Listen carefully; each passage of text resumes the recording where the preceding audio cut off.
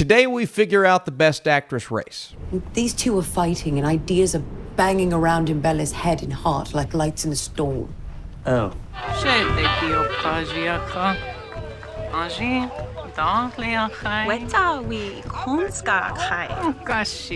Understand, me never lived outside God's house. What? So Bella's so much to discover. And your sad face. That's how you are. I don't know what you said, but it must have been Indian for handsome devil.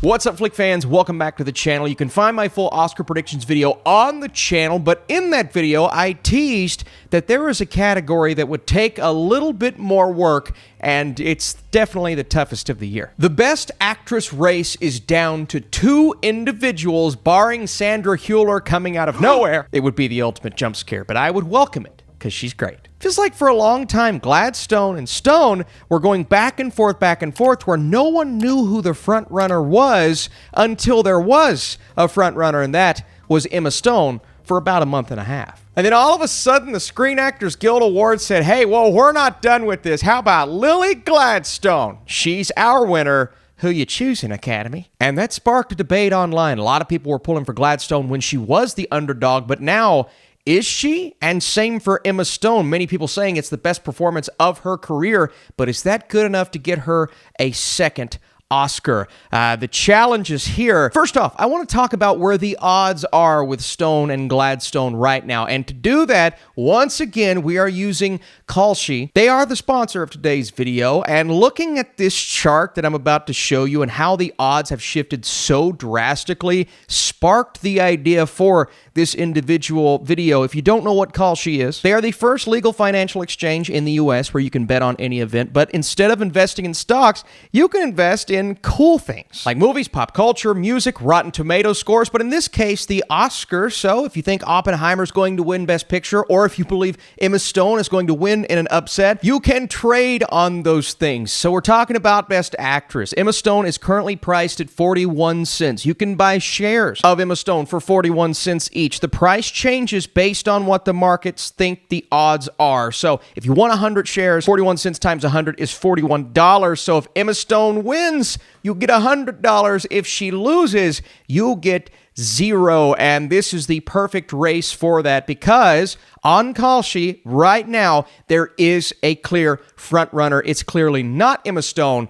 It's actually Lily Gladstone. And take a look how the odds have shifted. For a while, Lily Gladstone was the favorite until about the end of January. And then all of a sudden, Emma Stone got all the way up to 78% odds to win Best Actress until, assuming this was around the SAG Awards, that absolutely plummeted to around 35 cents. Now she is back up to a 41% chance on Kalshi. But clearly, Lily Gladstone, that took that lead, got all the way up to 68, currently at a 61% chance, or 61 cents. So Kalshi, the odds, you could just see how impactful the SAG Awards were, and they currently have Gladstone listed as the favorite. Now, does that mean she's going to win? No, but the odds are currently in her favor. Austin, are the SAG Awards really that important? Yes, but first, if you are interested in Kalshi, you can follow my link down below. Get $20 of free credit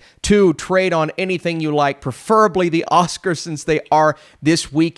Scan the code, follow the link in the description and in the pinned comment. For those of you that do that, first of all, thanks for supporting the channel. Second of all, it's a great site to be a part of. And remember to trade responsibly. Let's talk about the SAG Awards, the Screen Actors Guild Awards, and the impact that they have on the Oscars. And really just the impact of momentum. You see, the Screen Actors Guild Awards is exactly what it says. It's a body of actors, and there is an obvious overlap with the Oscars. Now, it hasn't always been the award ceremony to happen right before the Oscars. They've always been in different orders. It really just all depends, and sometimes you have that BAFTA momentum, and then sometimes you have that SAG momentum. This year, obviously, it is SAG. And so, you know, off the top of my head, yeah, well, of course, who wins the most recent award ceremony has the momentum, but does it have any overlap? And the answer is yes, it's a body of actors voting on that award, and regardless of what they are going off of to vote, whether it be the narrative surrounding Gladstone, how impactful her win would be, how cool her speech is going to be inevitably, or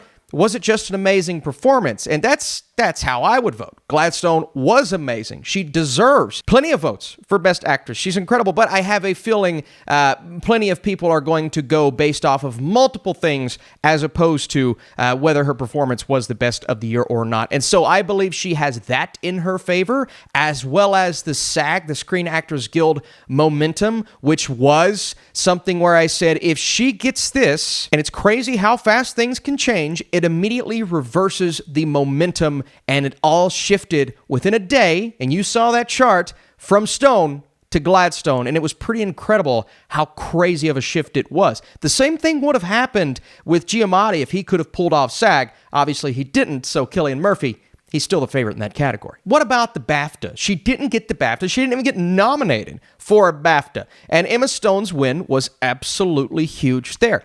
That being said, it just didn't feel like the BAFTA Awards really cared about Killers of a Flower Moon. I know that sounds mean, but it's just such an outlier that Gladstone didn't even get a nomination. You mean to tell me she could win the Academy Awards without receiving a BAFTA nomination? That's the way it's looking, and if that happens, it would be absolutely wild. But that's how big momentum is. Let's look at the types of performances, because we have two drastically different ones. Emma Stone is definitely a showier, more outlandish performance where she utilized her body, not only the dialogue she was given. Lily Gladstone, way more subtle, but she manages to use those subtleties of her facial expressions and the way she delivers the dialogue to match up with and quite possibly exceed two of the best in the business with Leo and Robert De Niro. That's how good she is in that film. It's funny because SAG usually goes with the showier performance, but they did not in this case. And after winning, someone like a Kate Winslet was talking about how she was moved not only by the performance, but by what Lily Gladstone said. And I understand winning should not be merit-based, and you could argue that if she wins, it is deserved because of her performance, but outside influences, whether we like it or not, do impact voters, absolutely, and sometimes the narrative behind someone getting nominated is important, and of course, someone winning. Now, for me personally, that doesn't influence my thoughts one way or the other. Lily Gladstone will deserve an award if she gets one, even though personally, Emma Stone, one of my favorite actresses, giving one of the best performances of her career. If you asked Austin, who would you vote for? It would be Emma Stone, but this is one of those races I just can't be too upset at because they're both absolutely fantastic. But again, Emma Stone would be my pick. Believe everything we've talked about today. The odds, the influence, the narrative, the momentum, the push, how good the performance actually is, measuring up to two of the greats and Killers of the Flower Moon getting its due with this win. And neither movie, Poor Things or Killers, are going to be Best Picture winning films. So it's not like we can say, well, Cillian, he's in the Best Picture winner.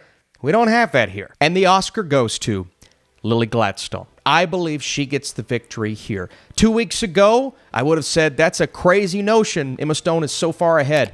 But all of these things have pushed me in this direction, and I believe she takes it home. But none of my thoughts are important. Did you waste your time? I don't know. It's all about what you all have to say. What are your thoughts on this entire thing? Is Lily Gladstone worthy? Was she really that good? Is Emma Stone going to surprise a lot of people right now and reclaim that title that we thought was hers just a couple of weeks ago? Once again, thanks to Kalshi for sponsoring this video. It ties in beautifully and perfectly, and it is the coolest site when it comes to trading on things that you care about. Oscars included, Rotten Tomatoes scores included. Stay tuned, because later on this week, I'm going to be giving you my personal Oscar choices, which may even differ from the nominations. Then, of course, Sunday, we're doing an Oscar reaction video. If you missed my predictions, they are right here on the screen, or my Dune 2 review. Thank you guys so much for watching, and I'll see you in the next video.